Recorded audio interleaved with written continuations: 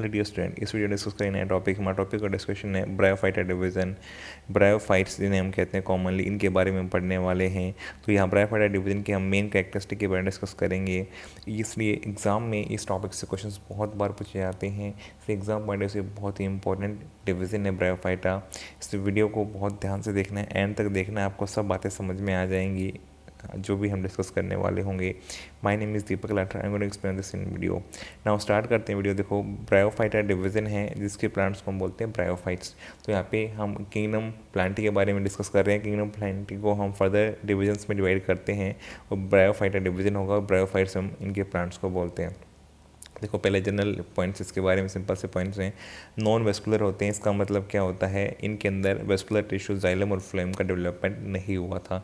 तो जैसे कि हमने थैलोफाइट्स एल्गी में भी देखा था, वो भी नॉन वेस्कुलर थे और ये भी कैसे हैं, नॉन वेस्कुलर। तो डेफिनेटली अगर नॉन वेस्कुलर हैं तो ये भी पानी के अंदर ही ग्रो करते मिलेंगे, क्योंकि अगर इनको लैंड पे आना है तो इनके पास वेस्कुलर टिश्यू का डेवलपमेंट होना चाहिए, जो कि इनके पास अवेलेबिलिटी नहीं है।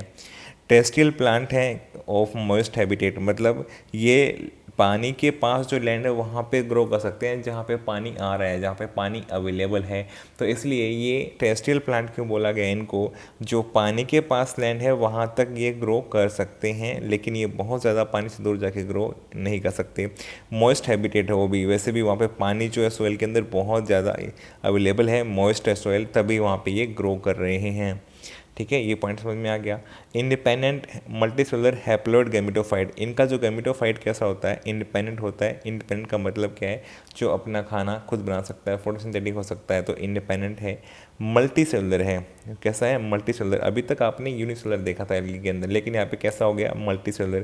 तो ये बहुत ही इंपॉर्टेंट कैरेक्टरिस्टिक होगी। इंडिपेंडेंट है गैमेटोफाइट, मल्टी सेलुलर है और हैप्लॉइड है। गैमेटोफाइट है तो definitely gamete forming body haploid होगी यहाँ पे। तो गैमेटोफाइट है तो यहाँ पे कैसा है, हैप्लॉइड है, और साथ में कैसा है, इंडिपेंडेंट है और मल्टी सेलुलर। ये कैरेक्टरिस्टिक बहुत इंपॉर्टेंट एग्जाम में क्वेश्चन आ चुका है। गैमेटोफाइट और ब्रायोफाइट की कैरेक्टरिस्टिक क्या क्या करेक्ट हैं, आप बताइए।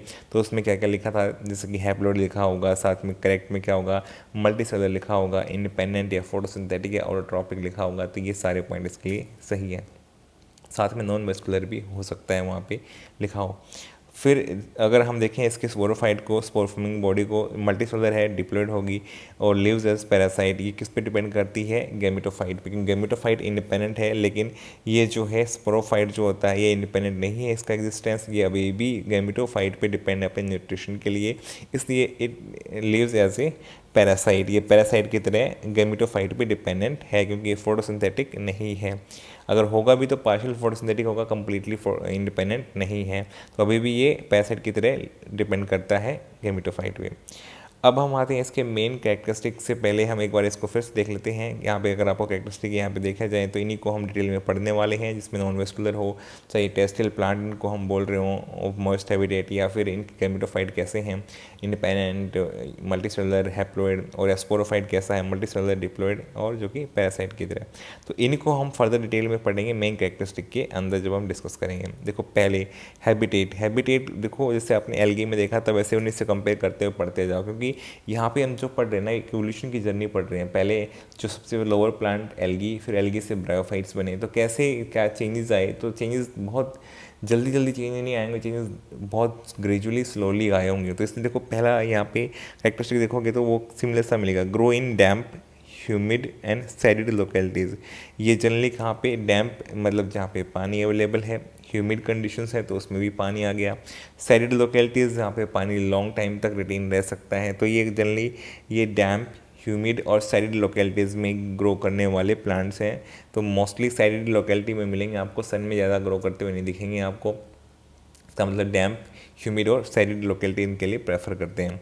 Found commonly growing in the moist sided areas, moist भी हैं और साइडेड एरिया भी हैं।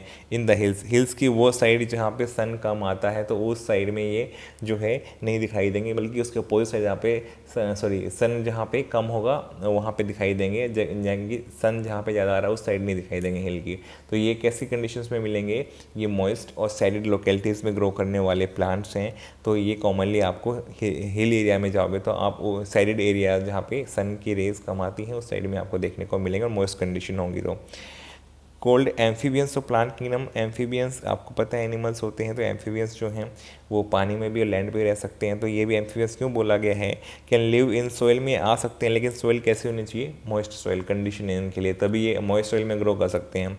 And are dependent on the water, but लेकिन ये वाटर के पास में ग्रो करेंगे, ऐसी सोइल जो वो मतलब अगर ये पानी की वाटर बॉडी इसके पास में ही सोइल जो होगी इसके आसपास ग्रो कर सकते हैं, बट ये अभी भी पानी पे डिपेंड है, किसके लिए, अपनी फर्टिलाइजेशन या सेक्सुअल रिप्रोडक्शन के लिए। इसलिए ये प्लांट्स पानी से दूर ग्रो नहीं करते हैं, ये पानी के पास ही ग्रो करते हुए दिखाई देंगे आपको कॉमनली।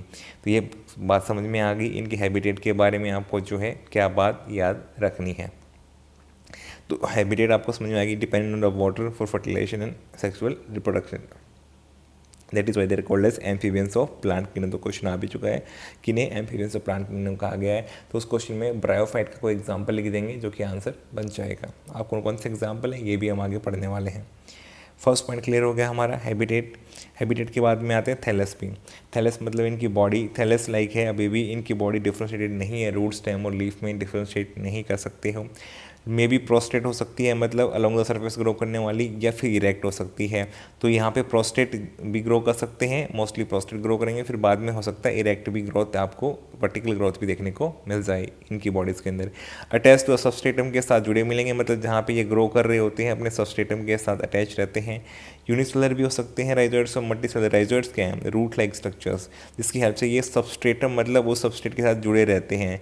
तो ये रूट लाइक स्ट्रक्चर जो होते हैं राइजोइड्स, ये यूनिसेलुलर भी हो सकते हैं, किस कुछ में यूनिसेलुलर है और कुछ में कैसे हैं मल्टी सेलुलर। तो यहाँ पे इसके अंदर भी जो है राइजोइड्स में भी आपको डिफरेंस दिखाई देगा, यूनिसेलुलर और मल्टी सेलुलर का अलग अलग क्लासेस जब हम पढ़ेंगे उसके। लेग ट्रू रूट्स नहीं होती हैं, ट्रू स्टेम भी नहीं होती है, ट्रू लीव्स भी नहीं होती है। तो अभी तक जो है यहाँ पे ट्रू रूट स्टेम और लीव दिखाई नहीं दिए थे, तो दे लैक दिस स्ट्रक्चर्स, ये आपको याद रखना है। May possess root like but leaf like और स्टेम लाइक, ठीक है। बट क्वेश्चन कैसे सकता है, they lack true root stem leaf but they possess root like leaf like stem like structures. तो बताओ कौन से प्लांट्स होंगे, तो ब्रायोफाइट इसका आंसर बन जाएगा। ये अपने आप में इंपॉर्टेंट क्वेश्चन है, आपको याद रखना है। नेक्स्ट है वेस्कुलर टिश्यू। वेस्कुलर टिश्यू इनके अंदर क्या होते हैं, एब्सेंट होते हैं, वेस्कुलर टिश्यू के अंदर डेवलप नहीं हुए थे। तो यहाँ पे आपको वेस्कुलर टिश्यू याद रखना है कि वेस्कुलर टिश्यू यहाँ पे किस तरह के थे। फिर आता है गैमेटोफाइट। गैमेटोफाइट के बारे में हमने पढ़ा था कि फ्री लिविंग गैमेटोफाइट होता है, इंडिपेंडेंट होता है, मल्टीसेलुलर होता है, हैप्लॉइड होता है। तो यहाँ पर आपको दिखाई भी दे रहा फ्री लिविंग का मतलब क्या है, ऑटोट्रॉपिक है। तो इसके कैरेक्टरिस्टिक क्या हो जाएंगे, अगर क्वेश्चन इसमें आ जाता है इससे गैमेटोफाइट की कैरेक्टरिस्टिक क्या है, free living, main plant body dominant phase. तो इनकी जो ये ब्रायोफाइट है अपनी जो लाइफ है ये हैप्लॉइड फेज में ही, गैमेटोफाइट स्टेज में ही स्पेंड करते हैं। तो इनकी main plant body dominant phase भी यही होती है। हैप्लॉइड फेज इन प्लांट होती है। जनरेट गैमिट्स, भाई गैमिट अगर बनाएगी हैप्लॉइड फेज किससे बनाएगी, माइटोसिस से बनाएगी। अगर इससे गैमिट बनेंगे, गैमिट तो हैप्लॉइड वाले बनेंगे, तो ये माइटोसिस से ही तो बना सकता है। तो इसलिए यहाँ पे कौन से डिवीजन करना पड़ेगा, माइटोसिस को। तो जनरेट गैमिट्स बाई माइटोसिस, और मल्टीसेलुलर सेक्स ऑर्गन यहाँ पे प्रेजेंट होते हैं। तो गैमेटोफाइट में सेक्स ऑर्गन कैसे, मल्टीसेलुलर। अभी तक आपने एल्गी में देखा था कि सेक्स ऑर्गन्स कैसे थे, यूनिसेलुलर थे, ठीक है। उसके बाद जैकेटेड बने थे, और फिर अब यहाँ पे सभी के अंदर ब्रायोफाइट्स में कैसे होते हैं, मल्टीसेलुलर सेक्स ऑर्गन दिखाई देते हैं। ये आपको याद रखना है। तो आपको गैमेटोफाइट कैरेक्टरिस्टिक आपको यहाँ पे याद करने हैं, जो कि मेन प्लांट बॉडी है, गैमेट बनाएगी माइटोसिस से, और मल्टीसेलुलर सेक्स ऑर्गन से यहाँ पे प्रेजेंट होते हैं, और हैप्लॉइड फेज होती है। तो यहाँ पे एक पॉइंट लिखा भी हुआ है, plant body of the bryophyte is more differentiated than the that of algae, से ज़्यादा डिफ्रेंशिएटेड है, जिसमें आपको थोड़ा बहुत मल्टीसेलुलर होने से स्ट्रक्चर्स और डेवलप्ड दिखाई देंगे। जैसे कि जो इनके सेक्स ऑर्गन्स हैं ब्रायोफाइट्स के, एज कम्पेयर टू एल्गी थोड़ा सा ज़्यादा डेवलप्ड दिखाई देते हैं।